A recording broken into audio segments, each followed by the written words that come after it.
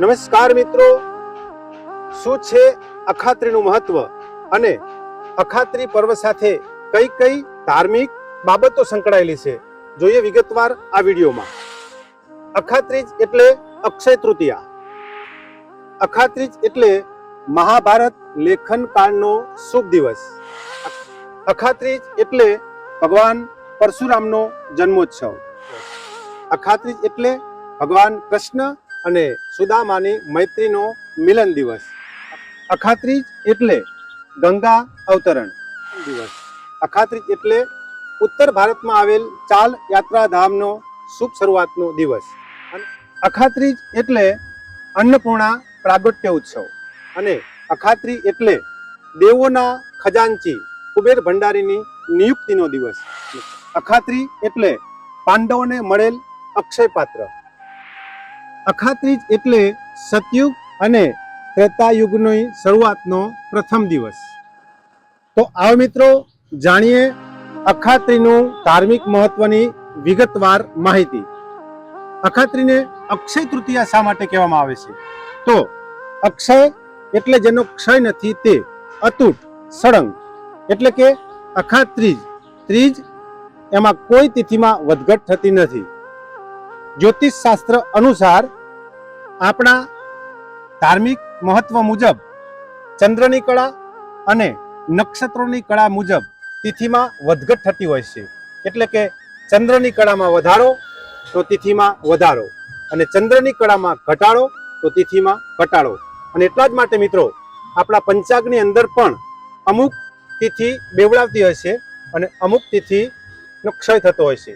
પણ અક્ષય તૃતીયા આ બાબતથી પર છે, એટલે જ કહેવાય છે અક્ષય તૃતીયા. આજ અક્ષય તૃતીયા એ જ આપણી અખાત્રી. આજ અખાત્રીએ ભગવાન પરશુરામનો જન્મોત્સવ મનાવવામાં આવે છે. જમદગ્નિ ઋષિ અને રેણુકાના દીકરા ભગવાન પરશુરામ એ વિષ્ણુનો છઠ્ઠો અવતાર છે. તો આ વિષ્ણુના છઠ્ઠા અવતાર પરશુરામનો અખાત્રીજે જન્મ થયો હતો.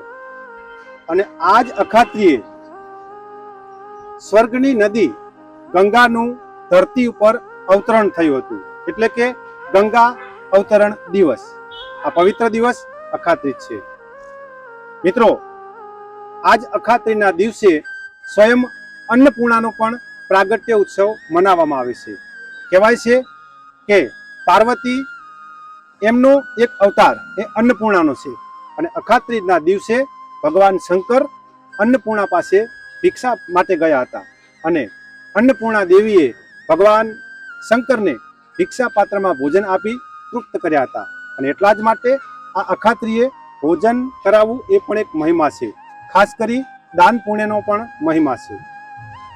અક્ષય તૃતીયા આજ અખાત્રીનું બીજું એક મહત્વ કે દેવોના ખજાનચી તરીકે ભગવાન શંકરે કુબેર ભંડારીની નિયુક્તિ કરી હતી. એટલે દેવોના ખજાનચી કુબેર ભંડારીનો નિયુક્તિ દિવસ એ જ આ અખાત્રી. આ અખાત્રીના પવિત્ર દિવસે મહર્ષિ વેદવ્યાસે મહાભારતની રચના કરી હતી. ગણપતિ ભગવાનને લહિયા તરીકે રાખી અને વેદવ્યાસ જે પોતાના મુખેથી વાણી બોલ્યા, મહાભારતનું વર્ણન કર્યું, એનું લેખન ગણપતિએ કર્યું હતું. એટલે અખાત્રી મહાભારત લેખનનો શુભ શરૂઆત દિવસ કહેવાય છે. આ એ જ અખાત્રીનો શુભ દિવસ કે જે દિવસે કૃષ્ણ અને સુદામાનો મિલન થયું હતું. સુદામા અતિ દરિદ્ર હતા અને કૃષ્ણ સોનાની નગરીનો રાજા હતો. જ્યારે એક ઝૂંપડીમાંથી સુદામા કૃષ્ણને સોનાની નગરીમાં મળવા માટે જાય અને સોનાની નગરીમાં કૃષ્ણ ભાવુક થઈ સુદામાના પાસે રહેલ તાંદૂળની પોટલી આરોગે. જેમ જેમ તાંદૂળ આરોગતા ગયા તેમ તેમ સુદામાની દરિદ્રતાનો અંત આવતો ગયો. મિત્રો એટલે આ અખાત્રી એ કૃષ્ણ સુદામા જેની મૈત્રીનો એક શુભ દિવસ છે. આજ અખાત્રીના શુભ દિવસે ઉત્તર ભારતની અંદર આવેલ 4 ધામના કપાટ ખુલે છે. એટલે કે યમનોત્રી, ગંગોત્રી, કેદારનાથ અને બદ્રીનાથ. આ 4 ધામની શુભ શરૂઆત અખાત્રીના દિવસે થાય છે. એટલા જ માટે અખાત્રી એ 4 ધામની શુભ શરૂઆતના કપાટ ખોલવાનો દિવસ છે. મિત્રો, સતયુગ અને ત્રેતાયુગ આ બંનેની શુભ શરૂઆત જે દિવસે થઈ હતી, એટલે કે પ્રથમ દિવસ હતો એ આ અખાત્રીનો હતો. એટલે અખાત્રી એ ત્રેતાયુગ પરશુરામનો જન્મોત્સવનો આ દિવસ છે. આટલું સરસ મજાનું અખાત્રીનું ધાર્મિક મહત્વ છે. તો આપ સૌ પણ આ ધાર્મિક મહત્વને જાણજો. મિત્રો, આપણા હિન્દુ ધર્મની અંદર અનેક ઉત્સવો ખૂબ ધામધૂમથી ઉજવાતા હોય છે અને એની અંદર અખાત્રી પણ એટલું જ મહત્વ ધરાવે છે. તો આપ સૌ દર્શક મિત્રોને અખાત્રીજની ખૂબ ખૂબ શુભકામનાઓ, ખૂબ ખૂબ શુભેચ્છાઓ. સૌને જય હિન્દ, જય ભારત, જય માતાજી.